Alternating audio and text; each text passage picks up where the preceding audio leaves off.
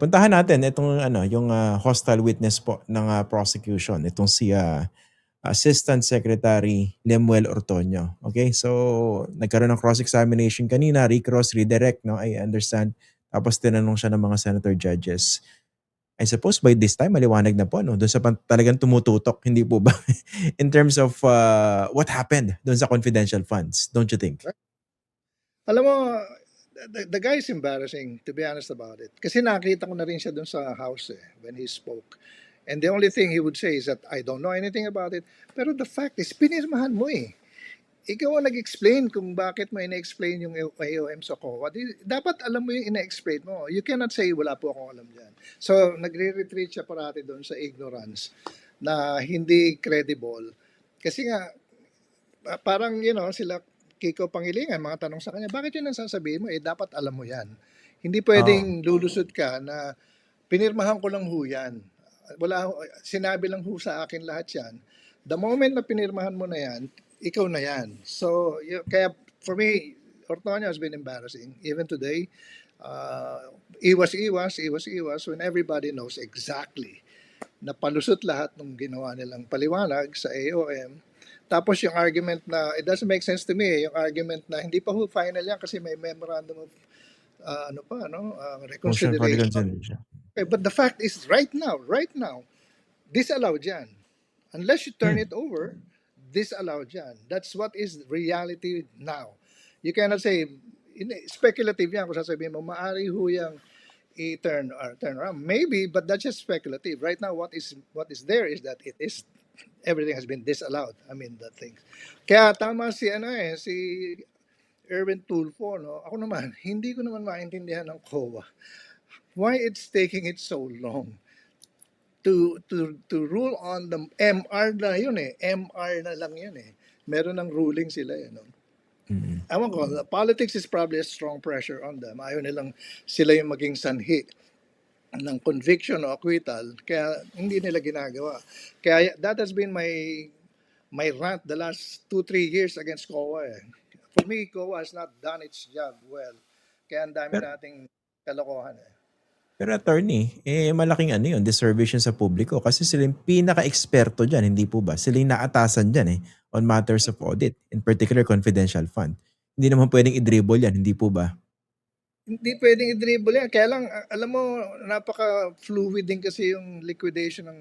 Nag-liquidate na ako ng Intel funds, Christian. Not my Intel funds, but I helped in explaining kung paano nangyari yun. Ang hirap din na very fluid hanapan ka ng kung ano-ano no? Bibigay mo naman, no?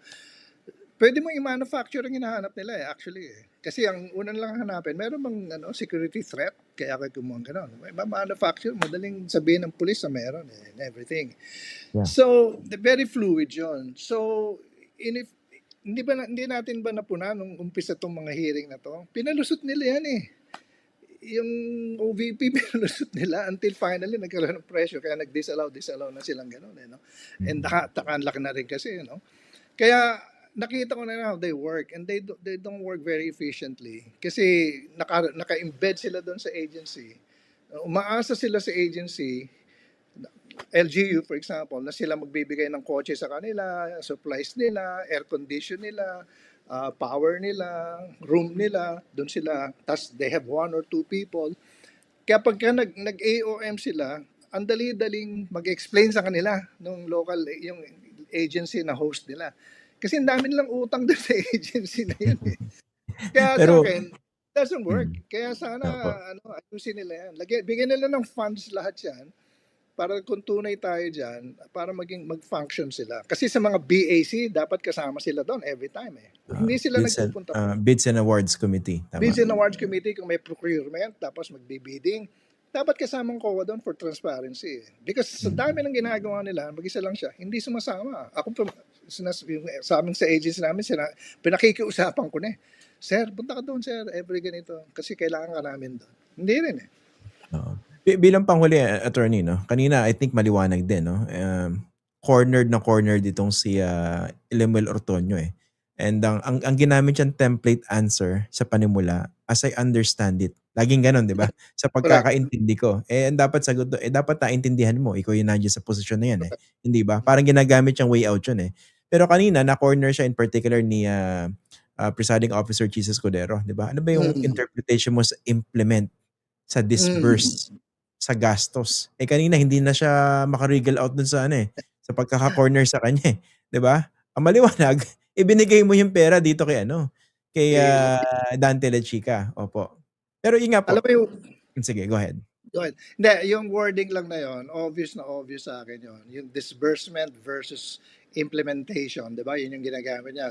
Si Acosta disbursed, sila Chica implemented. Lawyered yun eh. Lawyering yon. Kitang-kita yon eh. Kasi alam naman natin ang disbursement, isa lang dapat ang mag-disburse, yung SDO, diretso sa beneficiary. So, hindi mo pwedeng sabihin, ang nag-disburse sila Chika. Kasi bawal na bawal yan eh. Pero hindi Mm. lusot kasi the fact na binigay kila Chika, bawal na kagad yun eh, no? Yeah. Kaya sinasabi nila, sila Chika, in-implement lang niya. Pero siyang nagbayad eh. So, pagka criminal case na to, diin din sa La Chica dito. Sa impeachment ako, La Chica is an side event na lang sa akin yan eh. Kasi lumabas na si BP naman Sara ang pinaka nag-utos, no? Pero sa criminal case, lahat sila naggumastos noon. Dapat managot sila. Sa impeachment, La Chica is a side issue. Hindi na Mm. importanteng itagpiin yun. In fact, ang tingin ko, mas importante pang dali nila si Fajarda para makonsolidate yung style ng SDO, lock, stock, and barrel sa Sa DepEd. Colonel Nolasco naman yata yun. Oo. Ano? Palagay ko, ang dadala dapat dyan, yung defense might bring in La Chica, parang rebuttal witness nila para explain lahat nila. Kasi ngayon wala silang explanation eh. So explain nila yon. Kung ako yung prosecution, hihintayin ko na lang yon. Bakit ako kay La Chica? Pagbibigyan ko pa si La Chica na mag-messaging kaagad ng mga kung ano sasabihin niya sa umpisa pa lang. No? Sila mag-present. Ako yung babanat. Ako sa akin lang yun. So ikaw cross na lang ng ano ng prosecution. Hintayin Hayaan ko. niyo Sila pa. na bahala. Kasi na-establish na yung facts na importante sa impeachment. Di ba? Tsaka inisip ko Sa lang, paano, Article 1, ha? pero nga po, paano mga lulusutan yan? Eh, ang lumalabas na paliwanag nila doon sa proof of success ng confidential activities, eh walang untoward incident na nangyari. I mean, para naman tayong bobo lahat, hindi po ba? Oh, Walang masamang nangyari, okay yan. Justified yung paggasta ng ilang milyong piso. yung metrics, ano? I mean, Mm. okay, kung ganun pala, bakit ginasa mo $500 million? Hindi pa pwedeng 100 million na lang. Yung mga ganung, it doesn't make sense yung ganung metrics eh. And I think, kung hindi mo babantayan ng COA, baka pinalusot nila yun eh. Yeah. Okay na yon. Tapos ang problema, imagine, Christian, hindi nila kinwestiyon yung ARs. Pinadala yung AR sa COA, hindi nila kinwestiyon yun. Ang Yeah, kinwestiyon tama. lang nila basically yung disbursement ni Acosta kay La Chica. All the rest, 11 days, wala silang tanong doon. Yung Correct. pinag-gastosan na safe houses na 45,000 a day, hindi nila kinwestiyon yun eh. Yan ang problema ko sa COA eh. They're not really proficient in doing their jobs. Lalo na, I mean, hintayin na, have we heard anything from the AFP Intel funds? Paano nila ini-scrutinize yan? Mas marami-raming issues dyan, tingin ko, tsaka PNP. Kaya lang, Mm. yun ang ano ng COA. So, COA also moves along the political waves and winds of the times. Mm. Kaya hindi sila masyadong isa lang, I mean, of course, except Heidi Mendoza perhaps, mga ganun tao na talagang titindig sa mali o sa tama. Eh, parang generally hindi ganun eh.